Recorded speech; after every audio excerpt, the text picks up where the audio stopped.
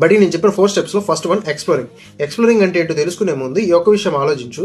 చాలా మంది students BTech లో 1% కూడా నేర్చుకోకుండా బీటెక్ అయిపోయిన తర్వాత 3-4 మంత్స్ కోర్స్ చేసి స్కిల్ నేర్చుకుని జాబ్ క్రాక్ చేస్తున్నారు. అంటే దాన్ని బట్టి నీకేం అర్థమవుతుంది? 3-4 మంత్స్ లో స్కిల్ నేర్చుకుని జాబ్ క్రాక్ చేయగలిగితే మరి 4 years ఆఫ్ బీటెక్ ఎందుకుంది? నువ్వు ఎక్స్ప్లోర్ చేయడం అంటే ఏంటంటే నీకు నచ్చిన స్కిల్ అయి ఉండొచ్చు, లేదా హై డిమాండింగ్ స్కిల్ అయి ఉండొచ్చు. నువ్వు ఎక్స్ప్లోర్ చేయడానికి నీకు ఈ టైం అనమాట. పర్ డేకి 2 hours నీ స్కిల్ కోసం నువ్వు టైం స్పెండ్ చేసిన మాక్సిమం ఒక స్కిల్ ని నువ్వు ఎక్స్ప్లోర్ చేసి కంప్లీట్ చేయడానికి 2 months మాత్రమే పడుతుంది. జాగ్రత్తగా వినండి, ఇక్కడ నేను చెప్తుంది ఆ స్కిల్లో ప్రో అని కాదు, ఆ స్కిల్ ని ఎక్స్ప్లోర్ చేయడానికి 2 months పడుతుందని.